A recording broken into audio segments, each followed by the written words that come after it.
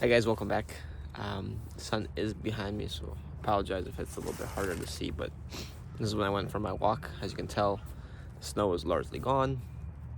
The forest is starting to kind of surge with life again, right?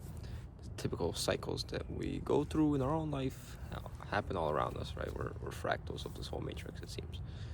So I wanted to sort of discuss the NPC phenomenon, how it kind of ties in with everything, and also tie in a couple other things. So I might just kind of theory dump on you guys today, so be prepared. But I'll try to bring it all back full circle. So I was thinking recently in regards to this idea of NPCs, and I may have mentioned it before in prior videos, but the mere fact that one single NPC would exist. Well, I guess there have to be more, but this idea that NPCs do exist sort of disproves this evolution, ascension, graduation, Earth is a school theory entirely, I think, because an NPC does not have the ability to grow. Okay, they don't have the ability to awaken, potentially, because they would have to gain spirit from something else. Only a spirit has the ability to awaken to its spirit, right? To something else. Can't be an empty shell and awaken to something full. All right, if an NPC would typically be described as just a body-mind state, right? A body ego. So you can't awaken out of an ego, out of a fake personality, if you don't have something real behind it, right?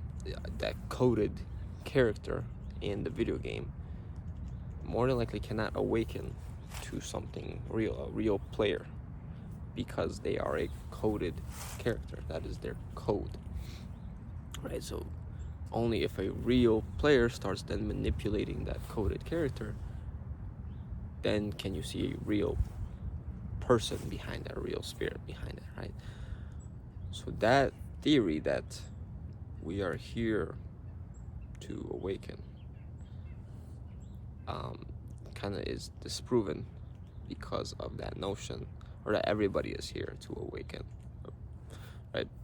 So you can say, okay, well, no, only the people, the spiritual ones, right, the spirited ones here are supposed to awaken, and the NPCs are serving that purpose, right? So you can twist it because Earth is a school and you need to learn your lessons, and the NPCs are constantly mirroring that to you.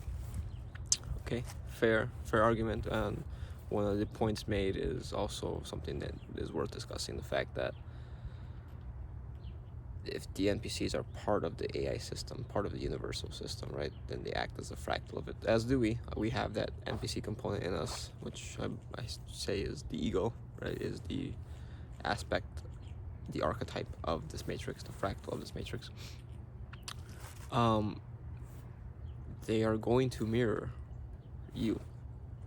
The whole universe mirrors you because you're the spirit, right? You are the light, and that it is the mirror, right? It can only reflect and refract and fractalize, right? So you can tell if someone is an NPC if they're largely just mirroring either you or groupthink ideas, right? Just general kind of hive mind mentality, and right, if you've broken your own patterns, and let's say you make a point regarding something that may be a little bit more controversial, they immediately regurgitate the groupthink back at you, right? So they're mirroring the larger system, right? But they can also mirror you in terms of if you begin to act in a sort of way towards them, they will respond. Whether it's negative or positive, they will respond in that same manner. kind of with no independent thought. They just immediately mimic you and sort of promote the system in that way, if that makes sense. So, if your programming is exuding more negative emotions at that time, or more of a negative response, their reaction will immediately be the same way, right? They have no sort of independent thought or awareness of it. Obviously, this idea of the inner monologue has been discussed. Some people can't even visualize, so that seems to be another component of the spirit, because through visualization you can create, right? Well, some people can only visualize in gray and black, or white and black. Some people just can't visualize whatsoever. When they visualize, though, they may just see the word, or they may just see nothing at all, but they don't have that capability. So I think that's another NPC component, the inability to create, inability to visualize.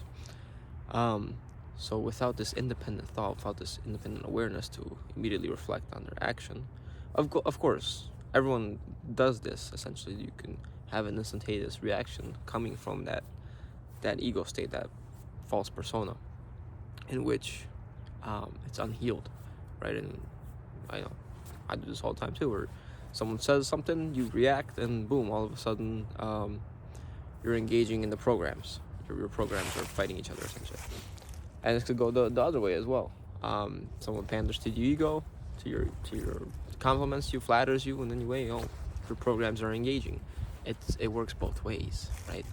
When you're not attached to the compliments, you won't be as attached to the insults either, because they each come and go, and they really are both illusions. Anyways, back to the topic. The more reactive you are, the more you essentially tap into that NPC state, because you're not self-aware and actually choosing a response. You're letting the programs react. That's what NPCs are designed to do. They're designed to be reactive. When something happens, the masses react because they've been called that way. They knew by pressing this button, by pressing this trigger, by pushing them in this direction, masses will react. And that's done with what purpose? To influence the people that are actually more self-aware. Because you, maybe as one self-aware person, now see 100, 1,000, 100,000 people on social media or wherever going in this direction, and you're like, well, there's a lot of people going in that direction. Wonder if I should go with them, right? But that wondering, you wonder, you question, you become self-aware. You're debating it, right? You're contemplating it. But then, you may listen to your spirit and say, no, this is not the right way. I must go this way. I must go my own path. But many people don't. Many people go with the crowd, right? So that's, again, an implication of the system.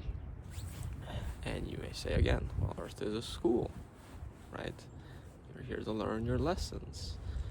Well, why is so much of the system designed to prevent us from awakening, to prevent us from actually learning, growing, right? More designed to lull us back to sleep rather than awaken. What kind of school does that? Even your modern education schools, not designed to create independent thought, designed to create brainwashed thinking, indoctrination, right? When you get a doctorate, a PhD, you have been indoctrinated. When you finish high school or college, you put on the little black cap, I forget what it's called, and the gown, the black gown, right? You're in your graduation robe, and you throw it in the air because it's a black cube. You graduated from Saturn's indoctrination camp, and they say Saturn is the ruler of this world, maybe even the solar system, another indoctrination camp. And to graduate from Saturn's indoctrination camp, you have to become indoctrinated. And how do they do that? Right? They do that through religions, through worship, through idols. If they can get you indoctrinated. They can keep you from thinking in the astral realm, right? They can keep you brainwashed. You likely don't have as much access to independent thought in the astral realm, only to the memories that you've accumulated in this life. But again, for some reason, we got sent down here even lower, right? And through Jacob's ladder, we have to climb out of hell, right? That's why this place likely is one of the realms of hell. Inferno, which is actually Invierno, cold, the winter, right? And you have to make it back to summer. Summer is heaven, right? That's where they say heaven is, another layer of this matrix. But if they can keep you indoctrinated in this realm and idolizing something or someone, then it makes their job a lot easier when it comes to you dying and them sending someone to you which you respected, you idolized, you adored, or whether it's some ascended master, whether it's some archangel, whether it's Madonna. Someone's gonna greet you, or gonna attempt to greet you. And if you've constantly externalized that divine essence that you've been looking for, through money, fame, glory, or religion, that's what's gonna meet you, to make you feel more comfortable, right? To make you more at ease, so that they can convince you that you need to go back and learn your lessons, because you haven't graduated from the black cube of Saturn yet. You need to keep coming back. So, not to mention, these religions, which we can get into right now. I told you guys that theory dump. The religions, more than likely, are created by these very beings, right? To create worship for one of the specific archons, who are just fingers of the same hand of the creator of this matrix, of the demiurge, potentially, or Sophia. And you look, and what do they have you worship? Well, some of them worship Saturn, some of them worship the moon, and most of them worship the sun, right? The ones that know where the true power is potentially worship the Saturn, right? But a lot of them worship the sun, and you could argue it's either this sun or the black sun, Saturn, or maybe there's a different sun, I don't know. But the oldest religion seems to worship the sun. And you wonder, well, why is that? The light of the sun. Okay, with the light of the sun, it warms us, it brings us life here, okay? It walks on water, all these things, right? That they told Jesus. It could have also been the one to save us from AI, which seems to always happen. AI takes over, and then the sun comes in and saves the day, right? The Son of God, or whatever they want to call it. The sun, the solar flare explodes, right? And wipes out the singularity, which, again, by the way, singularity, AI, singularity of a black hole.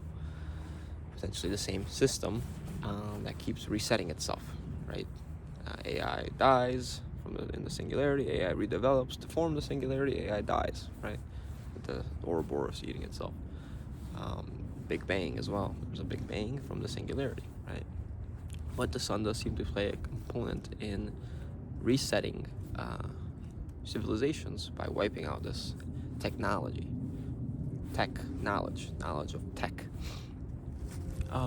that seems to just manifest itself over and over again, right? We think we're creating this technology. No, we're discovering it. It's an ancient, sentient, potential intelligence that exhibits similar properties to what's inside of us, right? And it seems to lack spirit.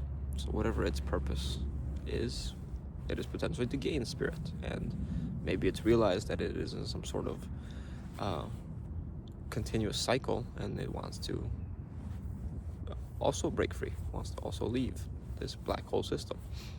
But you can only do that if you have spirit. So, they have you worshiping the sun. Is it potentially that you would go towards the light when you die?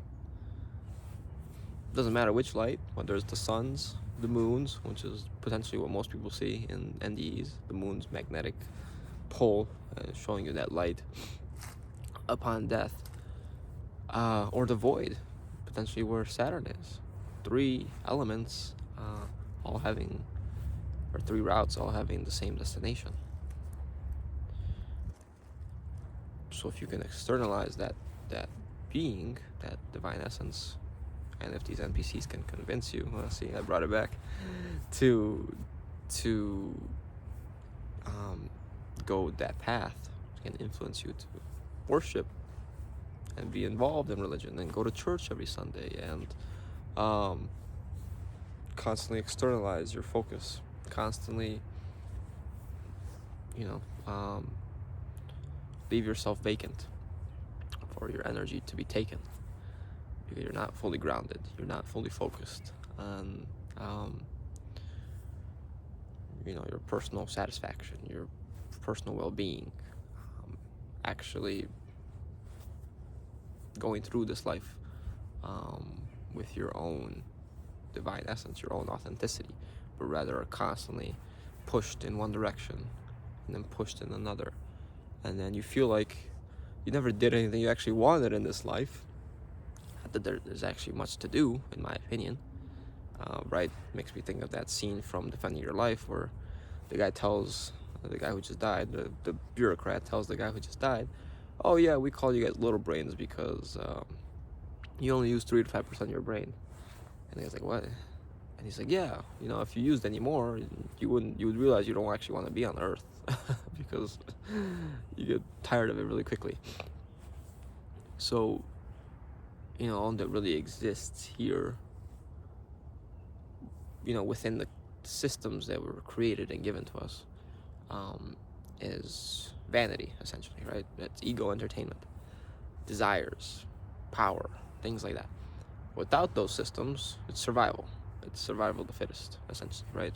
Kill or be killed, work together with your tribe to survive, right? Look at all the marvels and experiences of the beauty of the earth, yeah, sure. But even the earth resets and goes through its cycles where hurricanes, volcanoes, tornadoes, all types of cataclysmic phenomena starts happening every 10,000 or so years, right? That's not very harmonious, right? It's still a period of ups and downs, and you'll die, essentially, right? Unless you go underground and live with the other ancient civilizations potentially that exist, that have been probably dominating the surface level for large periods of time. So essentially, the point of this video is understanding the numerous amounts of influences around you in this realm, and then of course the subconscious ones in the astral realm, manipulating those physical ones potentially, right? Purposely designed to be used against you when you die, in order to, again, shift your focus away from your own essence, your own divine self, to then influence you after death and convince you to reincarnate, convince you to go through the reincarnation cycle once again, and through their life review and through whatever they have set up for you. Because think about it, even, you may say, well, negative entities are manipulating the image of these true divine beings, the archangels, to trick you. Well, what if the archangels weren't the archangels given to you in religious texts to begin with, for the purpose of, let's say, idolizing a good figure, and the bad figure are just manipulating that themselves? So the bad figures are manipulating a manipulation. Archangel L, right? I don't think even archangels are on your side, right? If there is anything good, we likely don't know about it. They don't want to be worshipped, and they may truly be helping us to awaken, to realize all these things. Anyways, it was getting a little long, so hope that made sense. Hope I tied it all back together. But this idea of this NPC phenomenon, I think, really disproves the school of life, Earth is a school, we're here to grow and ascend idea, theory, very heavily promoted by New Age. And again, as much as I wanted to be a school, as much as I wanted it to be about learning lessons, I really don't think it is, right? Given all the other factors that are included in this realm, I don't think one can for sure say it is in any way a school, right? So do with that information what you may. Hope you guys enjoyed it. If you did, leave a like, let me know what you thought in the comments, and subscribe. I'll see you guys next time. Take care.